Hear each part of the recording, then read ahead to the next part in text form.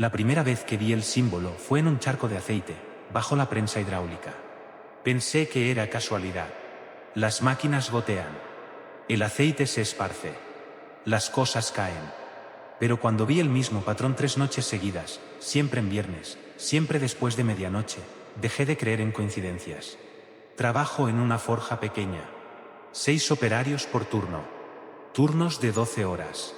El taller está en un barrio viejo donde las calles huelen a metal quemado y aceite rancio. La paga es mala pero necesaria. Llegué hace 8 meses buscando cubrir deudas. El trabajo es simple: calentar piezas, prensar, cortar, soldar. Repetir hasta que suena la campana de salida. El edificio es antiguo. Fue almacén de granos antes de ser forja. Las paredes conservan manchas de humedad que parecen mapas de países que no existen. Los ventanales están sellados con ladrillos. La ventilación es mecánica y ruidosa. Cuando las máquinas paran, el silencio pesa como plomo fundido. Los turnos nocturnos pagan un poco más. Los acepté sin preguntar. Mi compañero de turno es Ramiro, un hombre de 50 años que lleva 23 en la forja. Habla poco. Fuma en los descansos mirando el suelo. Dice que las máquinas tienen memoria, que reconocen las manos que las operan. Al principio pensé que bromeaba. Las fallas comenzaron en octubre. Pequeñas al principio. La sierra circular se detenía sin razón. El horno tardaba el doble en alcanzar temperatura. Los supervisores hablaban de vibraciones en los cimientos. Decían que era el metro nuevo que estaban construyendo a 6 cuadras. Decían que las fallas eléctricas eran por sobrecargas en la red del barrio. Pero las fallas seguían un patrón. Ocurrían los viernes. Siempre entre medianoche y las 3 de la madrugada. Siempre en las noches cuando la administración depositaba los pagos atrasados. Ramiro lo notó antes que yo. Es como si supieran, me dijo una noche, fumando junto al portón trasero. Supieran que, cuando hay plata, cuando estamos más tranquilos. No le di importancia. Las máquinas viejas fallan. El mantenimiento es deficiente. La empresa ahorra donde puede. Todos lo sabemos.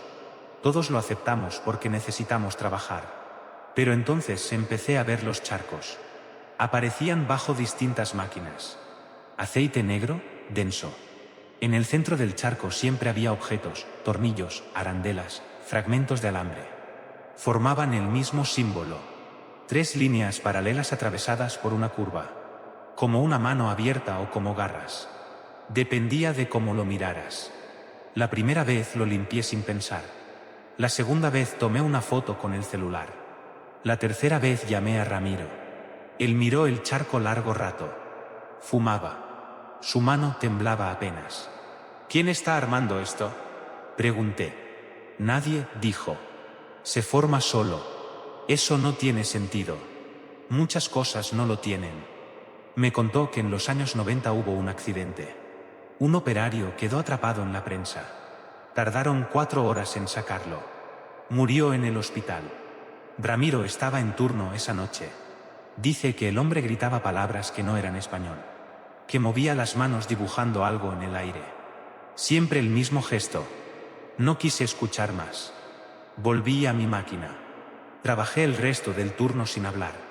Pero cuando salí, al cruzar la calle, vi el símbolo marcado en el polvo del capó de un auto estacionado. 3 líneas paralelas. Una curva atravesándolas. Empecé a verlo en todas partes. En el condensado de las ventanas del colectivo. En el café derramado sobre la mesa del comedor. En las grietas del pavimento camino a casa. Siempre el mismo patrón. Siempre mirándome. Dejé de dormir bien. Cuando cerraba los ojos veía las máquinas moviéndose solas. Veía charcos de aceite extendiéndose como sangre. Veía manos formando símbolos en la oscuridad. Investigué en internet. Busqué el símbolo en foros, en archivos históricos del barrio, en grupos de Facebook de veteranos de fábricas. No encontré nada exacto. Pero encontré rumores. Historias de otras forjas, otros talleres, otras fábricas. Lugares donde los accidentes seguían patrones. Donde las máquinas se comportaban de formas inexplicables en fechas específicas. Donde los trabajadores empezaban a ver cosas. Le pregunté a Ramiro si conocía más historias. Asintió despacio. La gente del barrio habla, dijo. Dicen que este lugar está marcado, que hubo algo antes del almacén de granos. Dicen que algunos edificios recuerdan. ¿Recuerdan qué? Lo que les hicieron. No quise entender. Pero esa noche, cuando la prensa hidráulica falló por quinta vez consecutiva, vi algo que me congeló la sangre.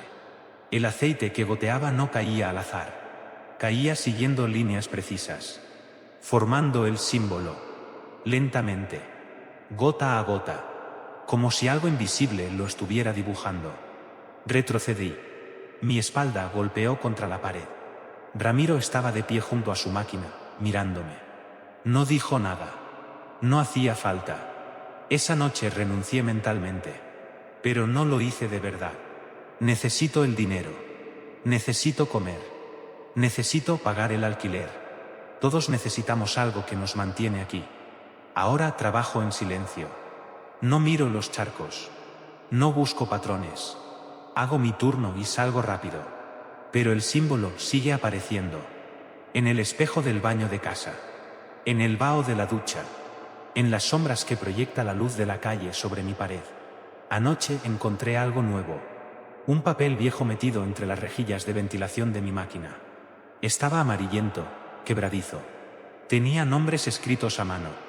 Reconocí a algunos. Operarios que trabajaron aquí hace años. Algunos renunciaron. Otros tuvieron accidentes. Uno simplemente desapareció. Mi nombre no estaba en la lista. Todavía no. Pero había espacio en blanco al final. Espacio suficiente para uno más. Mañana es viernes. Depositan los pagos atrasados a medianoche. Las máquinas van a fallar. El aceite va a gotear. Y el símbolo va a aparecer de nuevo, paciente, esperando. No sé qué quiere. No sé si quiere algo. Pero sé que me está mirando. Que siempre ha estado mirando. Y que eventualmente, cuando las deudas se paguen de otra forma, mi nombre encontrará su lugar en esa lista. La forja recuerda. Y lo que recuerda no perdona.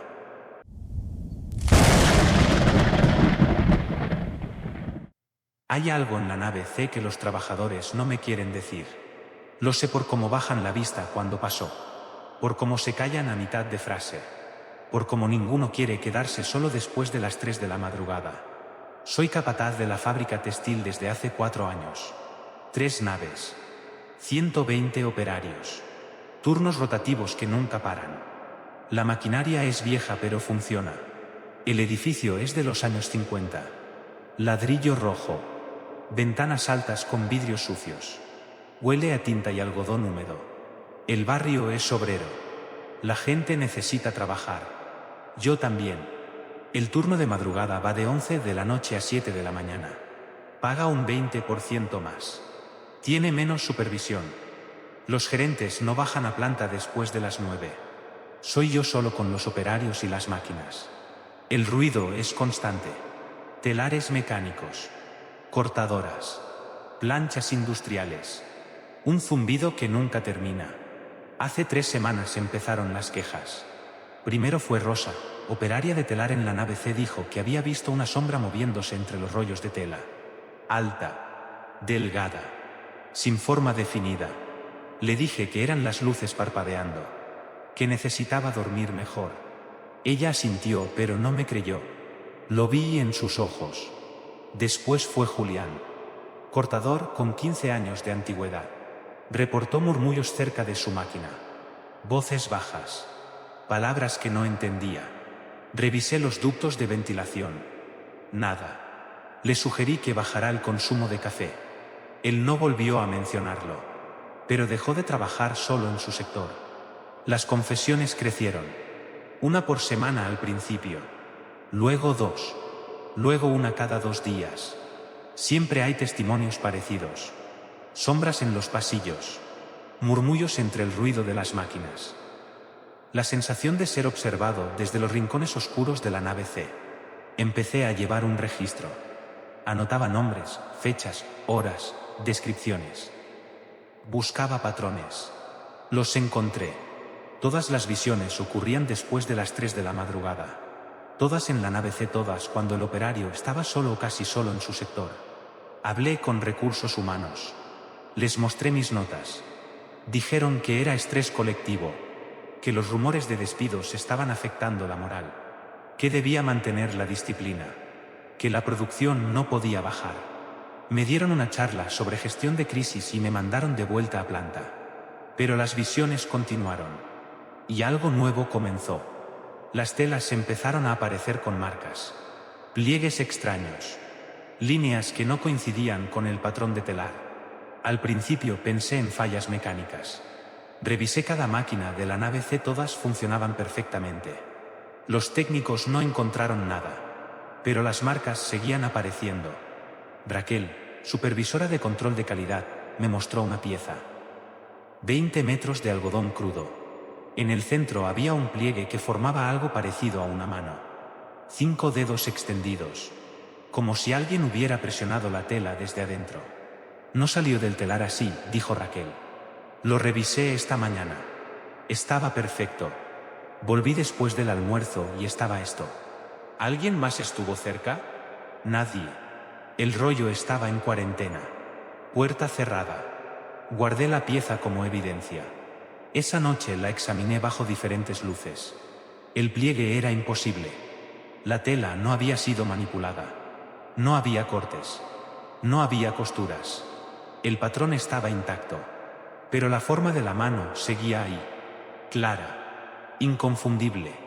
Empecé a pasar más tiempo en la nave C durante el turno de madrugada. Caminaba entre las máquinas. Observaba a los operarios. Escuchaba. Al principio no noté nada extraño. Pero después de varios días, algo cambió en mi percepción. El ruido de las máquinas ya no era uniforme. Había variaciones. Pausas breves. Silencios que no deberían existir. Y en esos silencios, si prestabas atención, podías escuchar algo más. Un murmullo. Bajo. Constante. Como voces superpuestas hablando en idiomas que no reconocía. Le pregunté a Marcos, el operario más antiguo del turno, si él también lo escuchaba. Desde que empecé aquí, dijo. Todos lo escuchamos. Nadie lo dice porque suena a locura. ¿Qué crees que es? No sé. Pero la gente del barrio tiene historias. Dicen que antes de ser fábrica textil esto era otra cosa. Un hospital. Un reformatorio. Algo donde la gente sufría. No quise investigar más. Pero los rumores se filtraban igual. En los descansos. En los pasillos. Los trabajadores compartían historias de otras fábricas cercanas.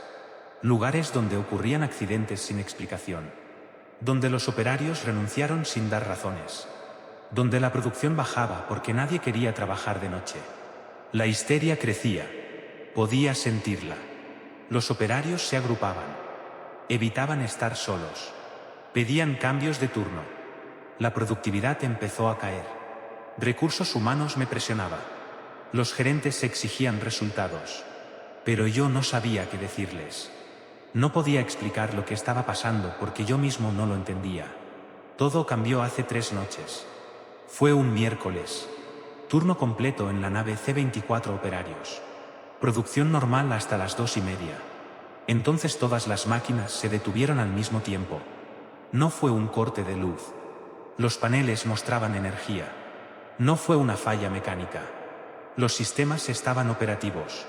Simplemente se detuvieron. Como si algo hubiera decidido que era momento de parar. El silencio fue total. Por primera vez en años, la fábrica estuvo completamente silenciosa. Y en ese silencio, todos lo escuchamos. El murmullo. Claro ahora. Fuerte. Viniendo de todas partes y de ninguna. Palabras que casi se entendían. Frases que casi tenían sentido. Los operarios se miraron entre ellos. Nadie se movió. Nadie habló. Solo escuchamos. Entonces Carla gritó. Estaba junto a su telar. Señalaba hacia arriba. Todos miramos. En las vigas del techo, donde cuelgan las poleas para mover los rollos de tela, había algo. Sombras moviéndose. Formas alargadas. Demasiadas para contar. Como si las vigas estuvieran llenas de cosas que nos observaban. Encendí todas las luces de emergencia. Las sombras desaparecieron. Las máquinas volvieron a funcionar. El murmullo se detuvo. Todo regresó a la normalidad en segundos. Pero los operarios no volvieron a ser los mismos. Vi miedo real en sus caras. Miedo que no se va con explicaciones racionales. Escribí un reporte completo. Lo entregué a la gerencia. Me llamaron a una reunión. Dijeron que era histeria colectiva alimentada por mala gestión. Que los trabajadores estaban inventando excusas para no cumplir con las cuotas. Que yo estaba permitiendo que supersticiones baratas arruinaran la disciplina laboral. Me dieron una advertencia formal. Me dijeron que controlara la situación o buscarían a alguien que pudiera hacerlo. Esa noche volví a la nave C solo. Quería entender. Quería ver si lo que los operarios reportaban era real o producto del cansancio colectivo. Me senté entre las máquinas apagadas. Esperé. Las horas pasaron. Nada ocurrió hasta las 3:15 de la madrugada. Entonces lo vi. En el extremo de la nave. Entre los rollos de tela almacenados. Una sombra. Alta. Delgada. Sin forma definida. Moviéndose lentamente entre las pilas. No era una ilusión óptica. No era un reflejo. Era algo. Algo que estaba ahí. No me moví. Solo observé. La sombra se detuvo. Como si supiera que la estaba mirando. Giró hacia mí. No tenía rostro. No tenía ojos. Pero sentí su atención. Pesada. Fría. Evaluándome. Permanecimos así por un tiempo que no puedo medir. Luego la sombra se disolvió. Como humo dispersándose. Y el murmullo regresó.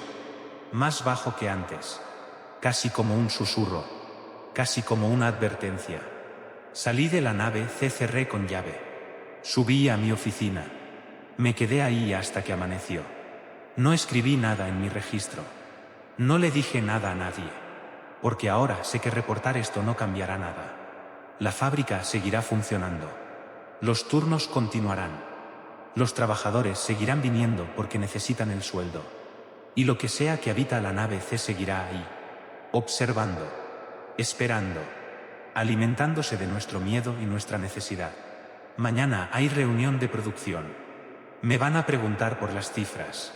Por la moral del equipo. Por las soluciones que propongo. Y yo voy a mentir. Voy a decir que todo está bajo control. Que los rumores se están disipando. Que la productividad va a mejorar. Porque la alternativa es admitir la verdad. Y la verdad es algo que ninguno de nosotros puede permitirse creer.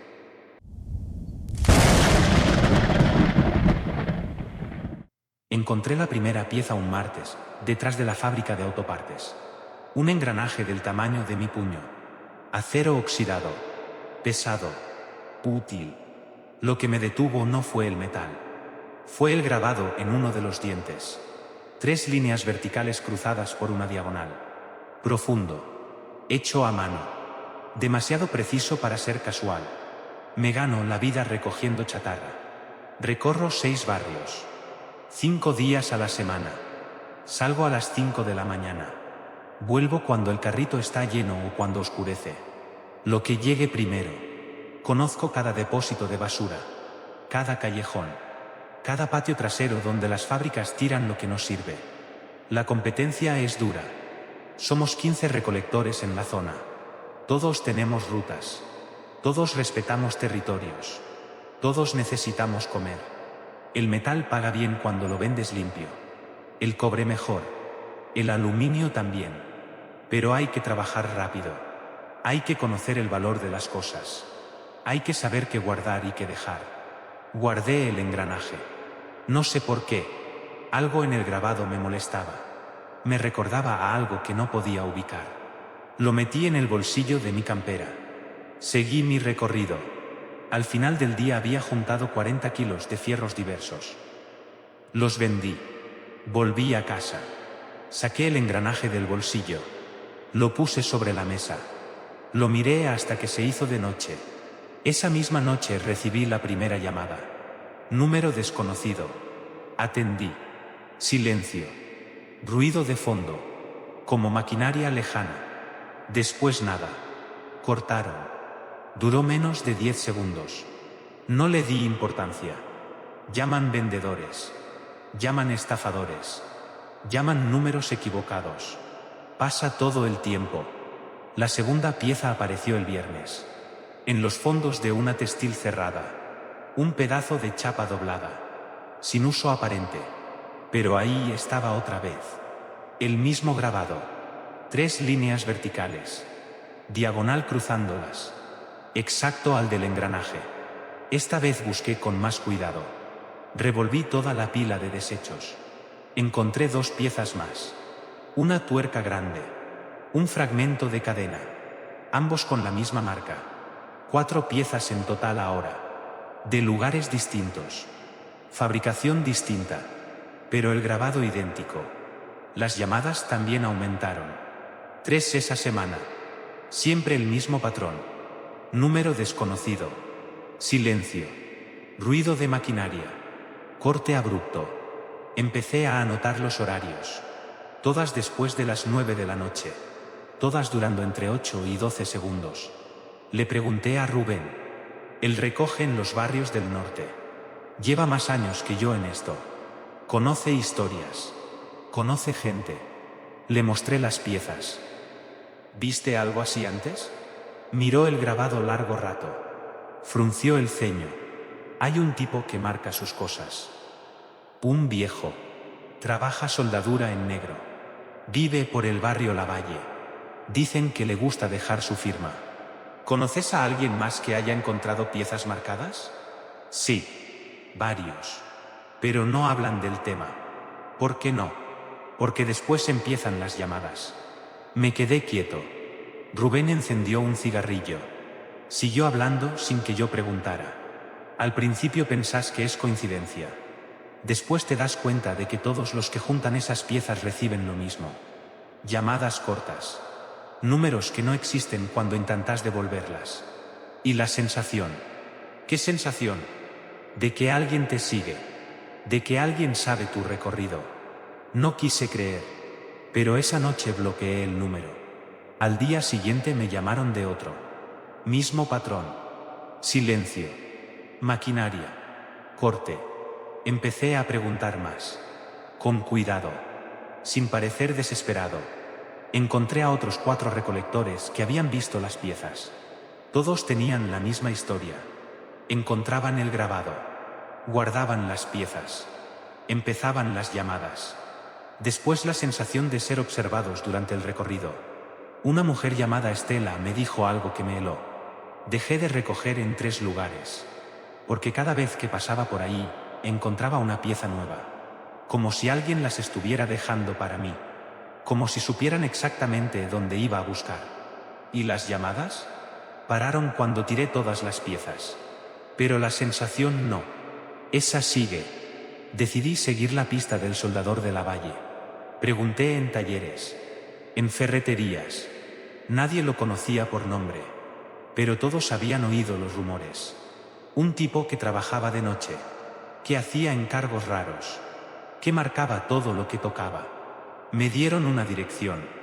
Una casa en una calle sin asfaltar. Fui un sábado por la tarde. La casa estaba abandonada. Ventanas rotas. Puerta abierta. Entré. Adentro no había muebles. Solo herramientas viejas tiradas en el piso. Restos de soldaduras. Virutas de metal. Y en las paredes, grabado con algo puntiagudo, el mismo símbolo. Docenas de veces. Cubriendo cada superficie disponible. En el centro de la habitación principal había una mesa de trabajo. Sobre la mesa, un cuaderno. Lo abrí. Páginas llenas de direcciones. Reconocí varias. Eran los puntos de mi recorrido. Los lugares donde había encontrado las piezas. Había más. Direcciones de otros recolectores. Fechas. Horarios. Anotaciones sobre rutinas. Como si alguien hubiera estado estudiándonos durante meses. La última página tenía algo distinto. Una lista de números telefónicos. Conté 12. Reconocí 3. Eran los números que me habían llamado. Salí de la casa rápido. El sol ya estaba bajando. Caminé 5 cuadras antes de darme cuenta de que había guardado el cuaderno en mi mochila. No sé por qué lo hice. Debería haberlo dejado ahí. Debería haber llamado a la policía. Pero no lo hice.